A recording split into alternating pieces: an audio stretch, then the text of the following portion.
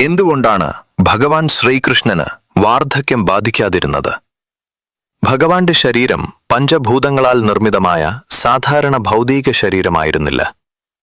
അത് സത്, ചിത്, ആനന്ദം എന്നിവയാൽ നിർമ്മിതമായ ഒന്നായിരുന്നു. അതുകൊണ്ടുതന്നെ കാലത്തിന് ആ ശരീരത്തിന്മേൽ അധികാരമുണ്ടായിരുന്നില്ല. അവസാന നിമിഷം വരെ ഭഗവാന്റെ കണ്ണുകളിലെ തിളക്കമോ ശരീരത്തിലെ സ്വർണപ്രഭയോ കുറഞ്ഞിരുന്നില്ല.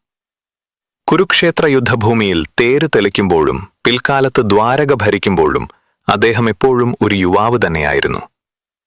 അദ്ദേഹത്തിന്റെ മുടിയിൽ ഒരു നര പോലും ഉണ്ടായിരുന്നില്ല. തൊലിപ്പുറത്ത് ചുളിവുകൾ വീണിരുന്നില്ല. കാരണം ഭഗവാൻ എപ്പോഴും നിത്യനൂതനമായ സച്ചിദാനന്ദം തന്നെയായിരുന്നു. കേൾക്കുന്നത് പോലും പുണ്യം നൽകുന്ന ശ്രീകൃഷ്ണ ഭഗവാന്റെ കഥകൾ തുടർന്നും ലഭ്യമാകുവാൻ ഈ ചാനൽ സബ്സ്ക്രൈബ് ചെയ്യൂ. ഓം നമോ ഭഗവതേ വാസുദേവായ.